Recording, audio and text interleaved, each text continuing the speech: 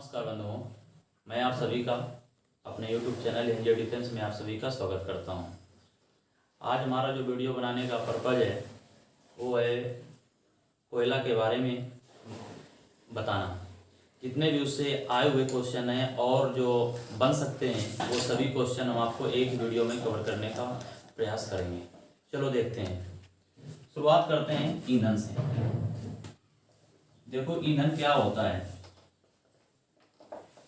वे पदार्थ जो जलकर हमें ऊष्मा देते हैं, वे पदार्थ जो जलकर हमें ऊष्मा देते हैं ईंधन कहलाते हैं। अब लिखने की आवश्यकता परिभाषा तो है नहीं, समझते भी हैं आप। अब ईंधन के मुख्यतः जो होते हैं वो तीन भेद होते हैं। ईंधन के मुख्यतः तीन भेद होते हैं: ठोस ईंधन, द्रव ईंधन और गैसीय ईंधन।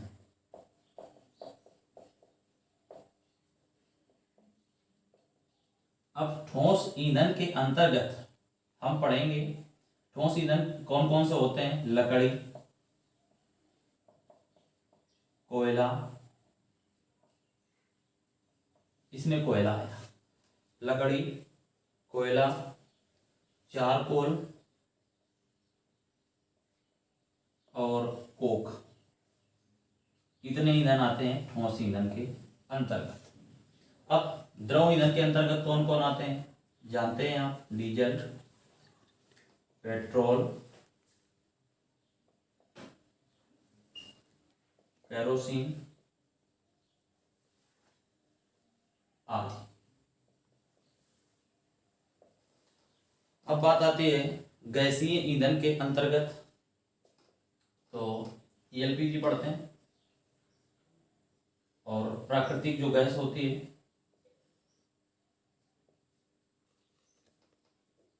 प्रोड्यूसर गैस आदि इसके अंतर्गत आते हैं। तो ये ईंधन के बारे में था। मैंने आपको बताया ईंधन क्या होता है। वे पदार्थ जो जलकर हमें ऊष्मा देते हैं ईंधन कहलाते हैं। ईंधन के मुख्यतः तीन प्रकार बताए गए: ठोस ईंधन, द्रव ईंधन, गैसीय ईंधन। ठोस ईंधन में लकड़ी, कोयला, charcoal, Coke, diesel, petrol, kerosene आदि। प्रोड्यूसर गैस, प्राकृतिक गैस, एलपीजी। अब एक बात और बता देते हैं, ईंधन से संबंधित प्रश्न पूछा हुआ है। हर एक चीज जैसे तापमान को मापने के लिए किसका प्रयोग करते हैं, तो थर्मामीटर। ऐसे ही कई इकाइयां बताई गई, कई मापक यंत्र बताए गए। तो जो ईंधन द्वारा उत्पन्न ऊष्मा को मापा जाता है, ईंधन द्वारा उत्पन्न ऊष्मा को मापा जाता है, उसे बोलते हैं कैलोरीफिक मान। कैलोरीफिक मान के द्वारा इसे मापा जाता है। हिंदी में इसका भी प्रश्न पूछा गया। हालांकि अगर इंग्लिश वर्जन पता है तो इंग्लिश वाले वर्जन में प्रश्न पत्र को देखा जा सकता है। इसकी मीनिंग हिंदी में बोलते हैं ऊष्मीय मान, तापवर्धक, तापजनक आदि आदि कई नाम होते हैं इसके। ऊष्माजनक, तापवर्धक,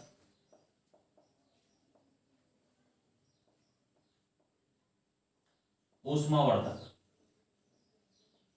हिंदी में इसके नाम है। और इंग्लिश में याद रखना चाहें तो सिर्फ और सिर्फ कैलोरीफिक मान।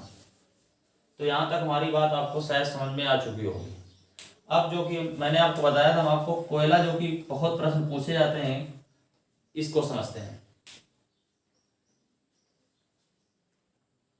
कोयला क्या होता है? अक्रिस्टलीय रूप होता है। अक्रिस्टलीय रूप होता है। एक होता है क्रिस्टलीय रूप। अभी आपको सिर्फ यहाँ पर यही समझना है कि अक्रिस्टलीय रूप होता है। आगे जब और रसायन विज्ञान के भाग लेंगे तो उसमें कवर करा देंगे कौन से रूप होता है। अब जीवाश्मीकरण समझना, कोयला कहाँ से शुरुआत की जाती है। जीवाश्मीकरण और कार्बनीकरण कार्बनीकरण की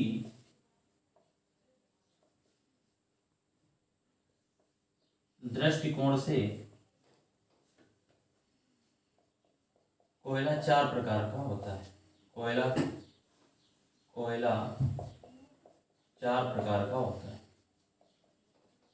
4 प्रकार का होता है। अब समझने वाली बात यह है कि जीवाश्मीकरण क्या होता है और कार्बनीकरण क्या होता है। तो दोनों की दृष्टिकोण से कोयला कितने प्रकार का होता है? 4 प्रकार का होता है। अब देखते हैं जीवाश्मीकरण क्या होता है शॉर्ट में।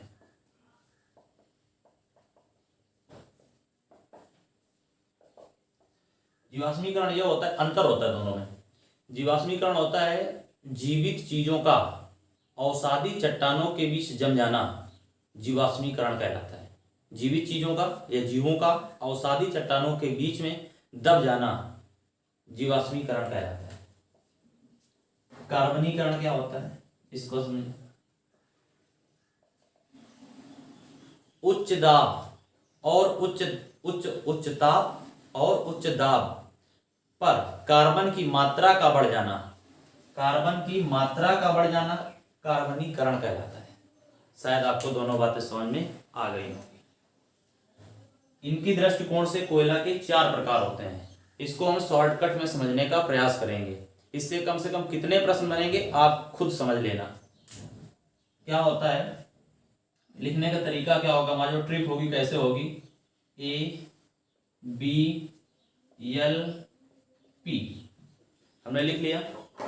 ABLP, ए मतलब एंथ्रासाइट, हिंदी लिखने में थोड़ी मिस्टेक हो सकती है, आप समझिएगा। एंथ्रासाइट। दूसरा होता है बिटुमिनस, और तीसरा होता है लिग्नाइट, और चौथा होता है पीट। अगर इस तरह से याद करेंगे तो कोयला से बनने वाले सभी प्रश्न आपके सही होंगे। ये हमने बना लिया, एंथ्रासाइट, बिटुमिनस, लिग्नाइट और क्या, पीट। अब इसको याद कैसे करेंगे वो देखिएगा।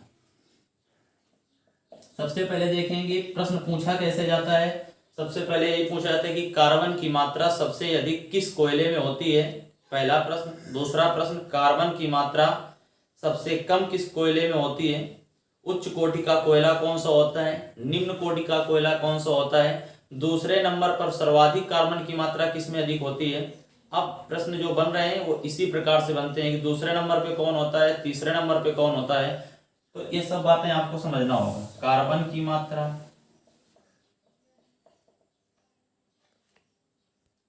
देखो हमने यहाँ पर लिख लिया है कार्बन की मात्रा, कठोरता, रंग, दहन क्षमता, आयु और गहराई। कैसे प्रश्न बनते हैं वो देखना। कार्बन की मात्रा यहाँ पर हमने सीधे यहाँ पर लिखा है घटते क्रम में, इसको भी हमने लिया घटते क्रम में, और इसको भी लिया घटते क्रम में, इसको भी और इसको भी। मतलब क्या है इसका समझिएगा। सब प्रश्न पूछा जाएगा कि निम्नलिखित में दिए हुए जो दिया गया है उसमें सबसे अधिक कार्बन की मात्रा किसमें होगी। तो कार्बन की मात्रा एक घटते क्रम में है तो सबसे अधिक किसमें होगी, एंथ्रासाइट में। इसके फिर पूछ सकता है कि दूसरे नंबर पर कार्बन की मात्रा किसमें अधिक होगी। तो आप समझदार हैं, दूसरे नंबर पे कौन आएगा, बिटुमिनस। तीसरे नंबर पे, चौथे नंबर पे। 4 प्रश्न बन गए देखा जाए तो। अब अगर पूछा सबसे कम कार्बन की मात्रा किसमें होती है तो आप देख रहे हैं पीट में। एक बात और बता दें, कार्बन की मात्रा का अधिक होना, जिस कोयले में कार्बन की मात्रा अधिक होगी वो कोयला बेहतर माना जाता है। फिर देखो कार्बन की मात्रा अधिक है, दूसरा पॉइंट लिखा हमने कठोरता। तो पूछा जाता है सबसे कठोरतम कोयला कौन सा है। तो कोयला देखा जाए अगर विकल्प इसके अनुसार देखें तो सबसे कठोर कोयला कौन सा होगा, एंथ्रासाइट। क्यों, घटते क्रम में। दूसरे नंबर पे कठोर कौन सा है, बिटुमिनस। और सबसे कम कठोर जो होगा कठोरता के मामले में तो वो होगा क्या, पीट। शायद उम्मीद करते हैं आपको ये बातें समझ में आ रही होंगी। इस ट्रिक का मसला क्या है, मतलब क्या है, आप समझ पा रहे होंगे। रंग की बात करते हैं तो ये देखो सबसे गहरे काले रंग के होते हैं गहरे काले रंग के ये होते हैं और ये भूरे रंग के होते हैं, भूरे रंग के होते हैं। तो अगर पूछे जाता है सबसे ज्यादा रंगीन कोयला कौन सा, तो रंगीन का तात्पर्य गहरे काले रंग से, तो एंथ्रासाइट, इसके बाद बिटुमिनस, सबसे जो कम रंग का होगा, कम रंगीन होगा वो होगा पीट। तो रंग से भी समझ में आ गई। दहन क्षमता कि कौन सा कोयला बेहतरीन होता है जलने के मामले में, तो जिसमें कार्बन की मात्रा ज्यादा होगी, तो कार्बन की मात्रा किसमें ज्यादा, इसी से इसको भी ट्रिक के रूप में लिया गया। तो दहन क्षमता भी किसकी अधिक होगी, एंथ्रासाइट की। दूसरे नंबर पर दहन क्षमता किसकी अधिक होगी, प्रश्न बनता है, कई प्रश्न बन रहे हैं इसमें, तो बिटुमिनस की होगी। तीसरे पे लिग्नाइट और पीट। सबसे कम दहन क्षमता किसमें होती है, तो प्रश्न में लिखा भी है किसकी, पीट की। समझ पा रहे होंगे आप। इसके बाद आयु पूछता है कि जीवन काल सबसे ज्यादा किस कोयले का होता है, एंथ्रासाइट में, इसके बाद बिटुमिनस में, इसके बाद इसके दूसरे नंबर पे पूछे, तीसरे नंबर। अब गहराई की बात कर रहे थे, तो गहराई क्या होती है, सबसे ज्यादा जो गहराई पे प्राप्त होने वाला कोयला होगा वो होगा एंथ्रासाइट। फिर दूसरे नंबर पे सर्वाधिक गहराई पर, ये दूसरे नंबर और तीसरे नंबर पे प्रश्न ज्यादा पूछता है, तो बिटुमिनस। सबसे कम गहराई पर जो मिलेगा वो कौन सा मिलेगा, घटते क्रम में है तो पीट, यानी पीट थोड़ा ऊपर ही मिल जाएगा, और अंदर चले जाएंगे घटते क्रम में, ये सबसे ज्यादा गहराई होगी इसकी, इससे कम इसकी, इससे सबसे कम। उम्मीद करते हैं इतनी बातें समझ में आ गई होंगी। कार्बन की मात्रा, कठोरता, रंग, दहन क्षमता, आयु, गहराई किसकी अधिक होती है, अगर ये देखें तो ये सब एंथ्रासाइट की ही अधिक होती है, ये हमने क्रम बनाया हुआ है। दूसरे नंबर पर किसकी अधिक होंगी, तो बिटुमिनस की। शेष प्रश्न आप स्वयं बनाएंगे और करेंगे। अगला देखते हैं, अगला बिंदु इसी में, ये थी घटते क्रम की बात। अब क्या होगा वो देखो, अशुद्धि, धुआं, राख, जीवाश्म की मात्रा, जीवाश्म की मात्रा, इनको सबको देखते हैं। ये सब तुम्हारे होंगे बढ़ते क्रम में। हालांकि ऊपर वाला, अगर आप ऊपर वाली बात समझ में आ गई तो ये बात बहुत आसान हो जाएगी, क्योंकि हमने बताया था शुद्ध कोयला या बढ़िया कोयला वो होगा जिसमें कार्बन की मात्रा अधिक होगी, उसका विपरीत यहाँ पे लिखा हुआ है। बढ़ते क्रम में ये भी होगा, बढ़ते क्रम में ये भी होगा, और बढ़ते क्रम में ये भी होगा। समझने का प्रयास करते हैं। जीवाश्म की मात्रा पूछेगा कि सबसे अधिक किसमें होती है, तो किसमें, पीट में। दूसरे नंबर पर सबसे अधिक जीवाश्म की मात्रा किसमें होगी, तो लिग्नाइट में। अब पूछेगा अशुद्धि सबसे ज्यादा किसमें होती है, तो अशुद्धि उसमें होगी जिसमें कार्बन की मात्रा क्या होगी, कम होगी, तो सबसे कम कार्बन की मात्रा होगी पीट में। तो अशुद्धि सबसे ज्यादा शुद्धि किस कोयले में होती है, तो पीट में। दूसरे नंबर पे अशुद्धि किसमें होगी, तो लिग्नाइट पे। और प्रश्न अगर बना है तीसरे नंबर पे अशुद्धि किसमें होगी, तो बिटुमिनस में। तो इस एबीएलपी का कमाल है। अशुद्धि देखो, अशुद्धि किसमें होगी, समझ रहे हैं, बढ़ते क्रम में लिखा है अपने शॉर्टकट में। तो बढ़ते क्रम मतलब सबसे ज्यादा शुद्धि किसमें होगी, सबसे कम, क्योंकि इसमें कार्बन की मात्रा 85 से 90% के बीच में पाई जाती है। तो इसके बाद इससे सबसे अशुद्धि ज्यादा किसमें होगी, ये। और जिसमें ज्यादा अशुद्धि होगी उसमें ही ज्यादा धुआं होगा जलने में, तो इसमें ही क्या होगा, बढ़ते क्रम में ये भी है, तो इसमें क्या होगा, धुआं। और जिसमें धुआं होगा तो राख किसमें ज्यादा होगी, तो आप समझ रहे हैं क्या कि पीट ही कोयला घटिया कोयला है, जिसे बोला था निम्नतम कोयला या घटिया कोयला कौन, पीट। तो सबसे ज्यादा राख इसमें होने वाली है, इसी में धुआं होने वाला है। और धुआं क्यों होने वाला है, समझिए, अशुद्धि के कारण। शायद आपको यह बात समझ में आ गई होगी। अगर कोई भी बिंदु आपको समझ में नहीं आया है, आप सीधे कमेंट बॉक्स में जाकर बता सकते हैं, उसको मैं दोबारा आपको पुनः बता दूंगा।